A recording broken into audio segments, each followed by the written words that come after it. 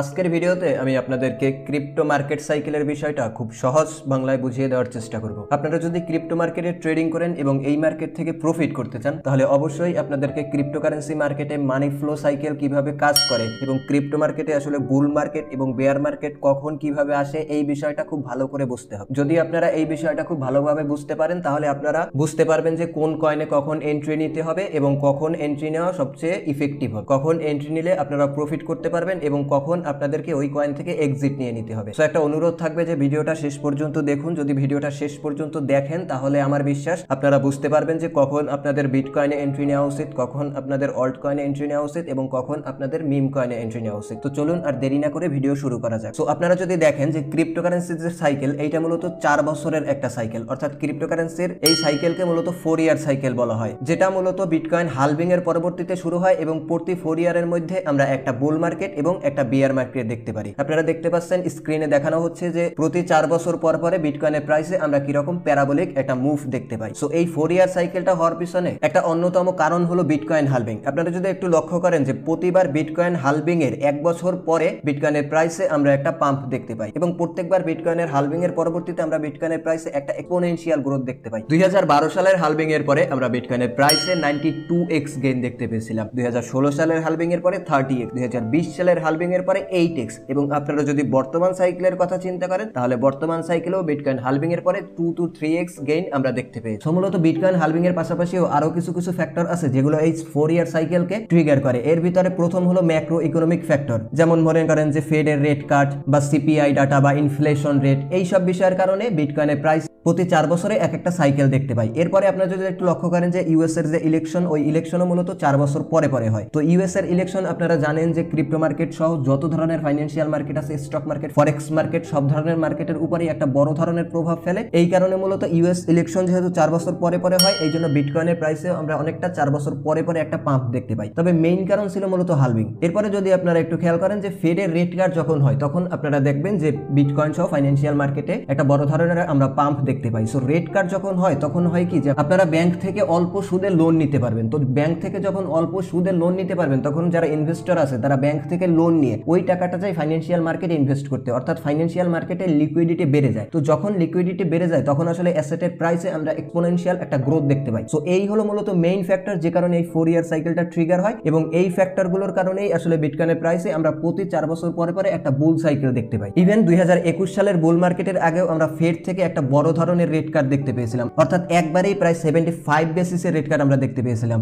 এরপরেই মূলত 2021 এর যে বুল রানের শেষ যে ফেজটা ছিল ওইটা শুরু হয়েছিল। ফেড দ্বারা এই ইন্টারেস্ট কাটটা বিটকয়েন সহ ফাইন্যান্সিয়াল মার্কেটের প্রাইসে খুব বড় একটা প্রভাব ফেলে। সো এই হলো মূলত বিটকয়েনের প্রাইসে কেন 4 ইয়ার সাইকেলটা কাজ করে। প্রথমত হালভিং, এরপরে ম্যাক্রো ইকোনমিক্স, ইউএস ইলেকশন, ফেডের রেট কাট, এরকম কিছু ফ্যাক্টর মূলত বিটকয়েনের 4 ইয়ার সাইকেলকে ট্রিগার করে। আপনারা মূলত ক্রিপ্টো মার্কেটে যে সাইকেলটা হয় অর্থাৎ যে মানি ফ্লোটা হয় ওইটা দুই ভাবে চিন্তা করতে পারেন। একটা হলো ম্যাক্রো সাইকেল, অর্থাৎ পুরো যে আমি আপনাদেরকে এতক্ষণ 4 ইয়ার সাইকেলটা বোঝালাম এইটা হলো মূলত ম্যাক্রো সাইকেল এবং এইটাকে 4 ইয়ার সাইকেল বলা হয় এবং এক একটা ম্যাক্রো সাইকেলে অর্থাৎ 4 ইয়ার সাইকেলে একবার বুল মার্কেট আমরা দেখতে পাই এবং একবার বেয়ার মার্কেট আমরা দেখতে পাই। সো এইভাবে মূলত আপনারা চিন্তা করতে পারেন যে প্রতি 4 বছরে বিটকয়েনে আমরা একটা বুল মার্কেট এবং একটা বেয়ার মার্কেট দেখতে পাই এবং বর্তমানে যে বুল মার্কেট চলতেছে সেটা ধারণা করা হয় যে Q4 এ অর্থাৎ অক্টোবর থেকে ডিসেম্বরের ভিতরে বিটকয়েন টপ ক্রিয়েট করে এখান থেকে বিটকয়েনের প্রাইসে একটা আমরা ডাউন ট্রেন্ড দেখতে পাবো এবং এই ম্যাক্রো সাইকেলের ভিতরে আমরা অনেকগুলো মাইক্রো সাইকেল দেখতে পাই। তো মাইক্রো জিনিসটা হলো ছোট, যে প্রত্যেকটা ম্যাক্রো সাইকেলের ভিতরে আমরা এক একটা মাইক্রো সাইকেল দেখতে পাই, যেই মাইক্রো সাইকেলগুলো একত্রে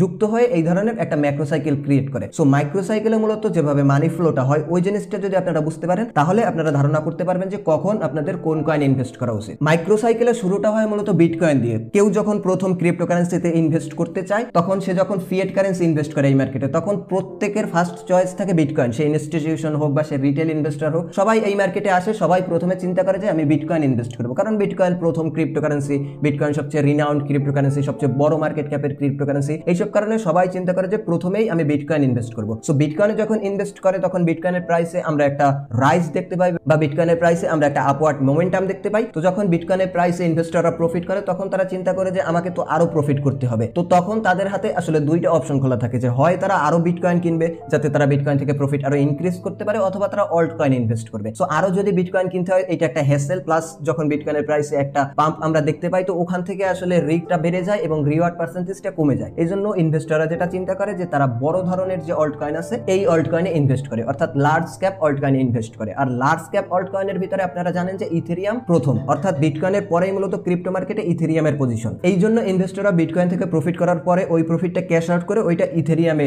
ইনভেস্ট করে, এবং ইথেরিয়ামের প্রাইসে আমরা একটা বড় ধরনের পাম্প ওই সময় দেখতে পাই। এরপরে যখন ইথেরিয়ামে ইনভেস্টররা প্রফিট করে তখন তারা বাকি যেসব লার্জ ক্যাপ আছে, যেমন ধরেন বিএনবি, সোলানা, এক্সআরপি, এই ধরনের কয়েনে ইনভেস্ট করে। লার্জ ক্যাপে প্রফিট করার পরে মূলত ইনভেস্টররা অল্ট কয়েন যেসব আছে এইসব ছোট ছোট অল্ট কয়েন ইনভেস্ট করা শুরু করে, এবং আমরা তখন যে বুমটা দেখতে পাই ওইটা হলো মূলত অল্ট সিজন, এবং ওই সময় অল্ট কয়েনে একটা এক্সপোনেনশিয়াল হারে গ্রোথ হয়, এবং এরপরে শুরু হয় বেয়ার মার্কেট। এখন এখানে আপনাদের যেটা বুঝতে হবে যে বেয়ার মার্কেট শুরু হওয়ার পিছনে কিছু ট্রিগার থাকতে হবে, কিছু রিজন থাকতে হবে। প্রথম রিজন হলো যে ইনভেস্টরদের মনে হতে হবে যে এখান থেকে ক্রিপ্টোকারেন্সির আর আপসাইডে যাওয়া সম্ভব না। দ্বিতীয় আরেকটা রিজন হতে পারে যে 4 ইয়ার সাইকেল অবশ্যই কমপ্লিট হওয়া লাগবে। যদি 4 ইয়ার সাইকেল কমপ্লিট না হয় তাহলে ক্রিপ্টোকারেন্সির যে সকল ইনভেস্টর আছে, বিটকয়েনের যে সকল ইনভেস্টর আছে, তারা চিন্তা করবে যে এখান থেকে ক্রিপ্টোকারেন্সির আরো আপসাইড বাকি আছে। সো এখান থেকে যদি ক্রিপ্টোকারেন্সির আরো আপসাইড বাকি থাকে তারা ওই সময় আসলে মার্কেট থেকে এক্সিট নিতে চায় না। তো তারা যেটা করে যে অল্ট কয়েন থেকে প্রফিট করার পরে প্রফিটটা তারা আবার বিটকয়েন ইনভেস্ট করে। তো যদি তারা আবার বিটকয়েন ইনভেস্ট করে এখান থেকে আবার একটা ম্যাক্রো সাইকেলের সূচনা হয়, এবং এভাবে ক্যাপিটাল ফ্লো হয় বা লিকুইডিটি ফ্লো হয়। আর যখন ইনভেস্টরদের মনে হয় যে না এখান থেকে বিটকয়েনের আর উপরে যাওয়ার পসিবিলিটি নাই